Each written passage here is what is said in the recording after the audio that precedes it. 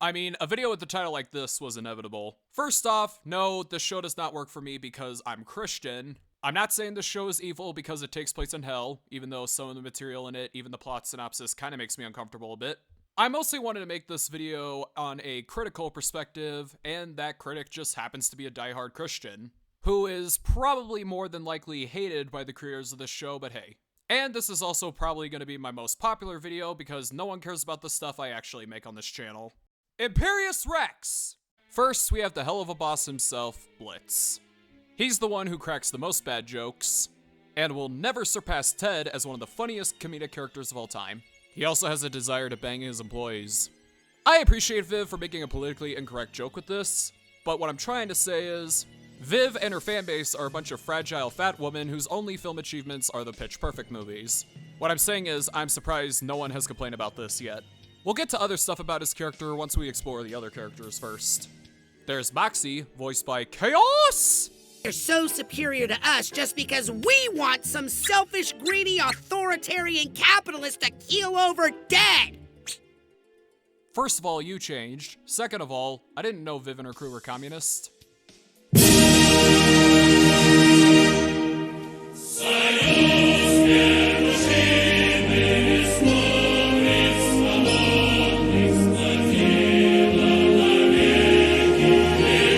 Moxie is meant to be the straight man, while also being in love with Michelle Garvey. No, seriously, they played their relationship up to about an 11 here. I like the episode where Moxie is pessimistic about killing an entire family. Understandable.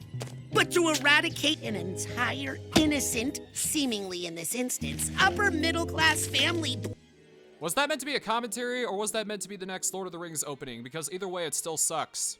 I also need to mention that in episode 6, which is well animated by the way, there's a reason why I'm showing this clip, they have a character development story about Blitz not using Moxie as a punching bag anymore, later for Moxie to become a punching bag again in later episodes. So what's the point? Damn, he really does love committing a spacey, doesn't he? Before we get to Millie, I need to mention that a lot of the female characters don't get a lot of time in the spotlight, mostly because Vizzy said she wants Helluva to be a male demographic show, which again, I do appreciate Viv for taking such a risky writing style. But again, if you're gonna have two female characters in the main cast and a bird lady, which we'll get to later, you have to do what's best for the show and not for a demographic. Picture the first issue of X-Men. They introduce Jean Grey, and then they reduce her to a background or cameo character. In fact, why not make this show all dudes? You could have had Millie be a guy or have the entire business be just Blitz or Moxie. By the way, if you're looking for me to say that Millie should have been a dude because of the sake of representation, you come to the wrong person. I'm not Shay Frillis. Anyway, Millie is a Mary Sue. Watch every single episode and count how many times A, she saves Moxie, or B, becomes a murderous animal. Anyway, what I'm trying to get at here is that Millie is a completely useless character whose only character traits is that she's a badass, she's Moxie's wife, they are wildly in love, and she's a redneck. Next up is Luna, who is my second favorite character in the show for obvious reasons. Okay, for all the internet trolls who want to label me with these dykes right here, think of it this way. Heterosexuals are just like bisexuals. People who get aroused 24/7 because there's constantly men and women in public. But replace men with more women. What I mean to say is that I can't control if I find a woman attractive. Anyway, remember when I made that background or cameo character joke earlier? Well, that's who Luna is here. Sometimes she plays a big role, most of the time she's either a cameo character, or she doesn't have a speaking line at all, or is in the background and not in it at all. And it's kind of missed potential, especially for IMP, because come on, she's a giant werewolf, these three are indigenous people.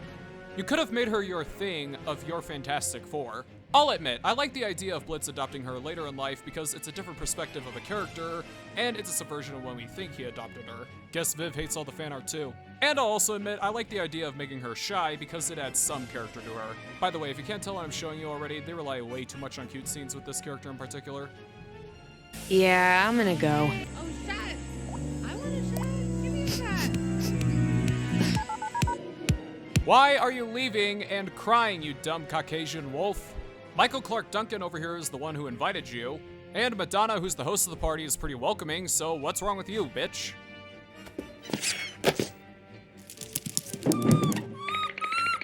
Oh, don't worry, Looney. It's okay. It's just one little prick. You won't feel it. Ew. So she's a human wolf who lives in hell, and... I got it. There's no narrative reason on why Luna needs a shot, it's just there for cute purposes. In fact, if this character needs a shot, does that mean Lon Chaney Jr. also needs a shot?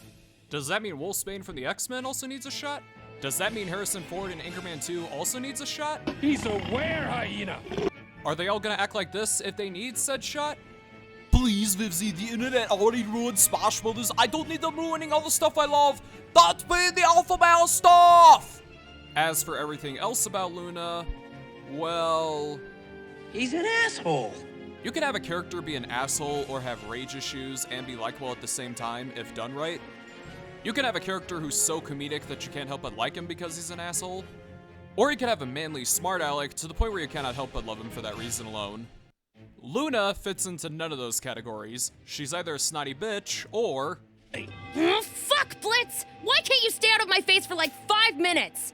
Because I adopted you! And that should mean something! Oh, what does it matter? You're not my real dad. I was almost 18. It still counts! Well, it shouldn't. I didn't need you then, asshole. I don't now. What the hell was that? I get that you say he constantly nags you, but at the same time, there's a reason why we adults, and some of us adults at heart, hate young adults. Even when they attempt to do an apology story, it never gets resolved at the end, and in some episodes where Luna has a conflict with Blitz or someone else, it still never gets resolved. And trust me, it gets better. Oh, Blitz finally talked to her about her attitude with clients. I just think some small tweaks might help you be more of a people person, you know? I am a people person. If I'm so terrible, how about you just grow a pair and replace me? So, what's wrong with that exactly? Is he trying to get you to reenact all the fetishes the internet has about you as a punishment? Even in the episodes centered around her, she's unlikable. And it's giving off a very not okay vibe, you know? Oh yeah, and I bet you'd know the okay vibe, right? I mean, everyone likes you so much. Bruh, Hannah Montana just shared her concerns for your father, and yet you're just spaz out at her like that? Seriously, Joan Jett has every right to devour you here. Especially dads. And sometimes they fuck up. Well, all the time. What does he fuck up exactly? Seriously, who wrote this character? Kathleen Kennedy? Speaking of Whitney Houston, this is a good transition point. I like that Vizzy Pop was able to get Katy Perry in the show because she was one of her favorite singers in the early days of the internet. And it opens the door for more smaller creators to do the same thing. And as a wannabe filmmaker myself, don't be shocked if I ever get Steve Perry in a future work of mine. Anyway, now back to me being a Nazi. Need I remind you that B is Taylor Swift's self-insert? She's an alcoholic, she swears a lot, she's sexy, she uses the E in her music. All of them issues the real Amy Winehouse went through. I also like how she's nice, unlike everyone else. Which is making me question if the Britney Spears self-insert was on purpose. Now let's move on to other side characters. I don't have much to say about Veronica, but I do appreciate Viv and Brandon for sexualizing a lot of their female characters. I mean, hell, we live at a time where these two are allowed to work in the industry. You could have a field day in the writer's room if you want to commentate on this subject. I also appreciate Viv and Brandon for doing their research, such as Asmodeus being the king of lust, Beelzebub being the queen of gluttony, and I kinda like Stryker mostly because of his design and the fact that he's played by Scud? Scud from Blade 2? Oh god, does that mean Wesley Snipes is gonna be in the show next? I'm begging you, Vizzy, please don't do it.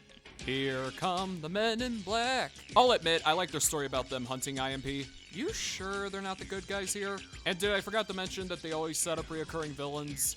Jeez Louise. Take notes from Clone Wars, as in do all the arcs with the villains in one. Moving on to the Goetia family. Stolas is an obnoxious, gross, gay stereotype, and I hate him. We'll get to the stereotypes thing later. I will talk about this real quick. In the pilot and in the first few episodes, they hint at Blitz wanting to bang Stolas for the sake of the book and his job. In episodes 2 and 5, they made it seem like Blitz hated Stolas. And then in the next episode, they turn him into his Elton John and his Ian McKellen, like shortly after. Someone was paid to animate that kissing scene, by the way. I really hope you got paid well, and I really hope you're, having fun jerking off. Anyway, yeah. So how was work at Spindle Horse, honey? Oh, it was great. I had to animate a bird and a red thing kissing. Like, their tongues were so together, like... Okay, we're getting a divorce. Osama, R.L. Stein, you're both coming with me. Now let's head on to the villain, quote-unquote, of this show. By the way, the mishmash of episodes she's in is a perfect example of what I was talking about earlier. By the way, the choice of dialogue that Stella, Stolas, and Octavia all use made it seem like that they were once a happy family. Fuck this one too! No, of course not. You are a goddamn embarrassment! I'm not spending another moment looking at your pathetic, imp-sucking face! I just want to go home. But home doesn't even feel like home anymore. You ruined it. There's also this picture up there. Even in other pieces of dialogue, they made it seem like she was betrayed. I want this cheating prick dead. I don't care who you have to go through, make it happen! But there is one good thing to come out of this flimsy storytelling. And drill for... I don't care what your arrogant brother thinks. I dropped my jaw to the ground when I first saw this scene. Because again, these two. In more recent years, we've always been taking the women's side when it comes to abusive relationship allegations. Which we had every right to do that because women were long victims of abuse. Because ever since Willy Wonka over here, or more as in 2023 recent Jonathan Majors, we've become more open-minded about abusive relationships. Whether it be the wife is the one who is emotionally abusive, or the wife is just a jealous bitch. So I've grown to like this flimsy storytelling a lot more for that reason alone. Next up is my favorite character in the show, Octavia. The reason why she's my favorite character is because they put all the crude jokes aside in order to focus on more serious subjects with her. But her intro is very weak. Daddy! Daddy! I had a dream. A really bad dream. A nightmare. I was looking all over the palace, and I couldn't find you anywhere. You weren't. Really? That's the best nightmare you could come up with? You could have gotten anything, and it could have gotten me, personally, a cry. But you went with nothing. Here are a few things that I think would have worked better. I was being chased by a monster! He was so ugly and scary and had a big thrubby cut. You locked me in a closet and you beat me with a belt!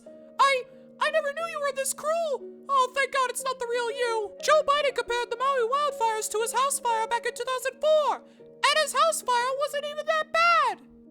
Okay, maybe not anything, I just need to get that off my chest. Also, yeah, sing your daughter a song about the end of the world, because that would definitely put her to sleep. All that aside, her relationship with Stolas is actually pretty decent. And there's a reason why I called her my favorite character, because everyone else is such an obnoxious, sexually obsessed cunt. Also, remember how I criticized this show for its male demographic, centric, whatever, quote unquote? It's still a shame because the voice actress of Octavia is the same voice actress as Anaxinamen from the 1932 classic The Mummy. Why would you waste such an iconic role from 90 years ago for a small role like this? Are you gonna run off with him? And leave me behind? Go away where I can't find you? Figure of myself. It is my coffin made by my father against my death. What mummy has usurped my eternal resting place?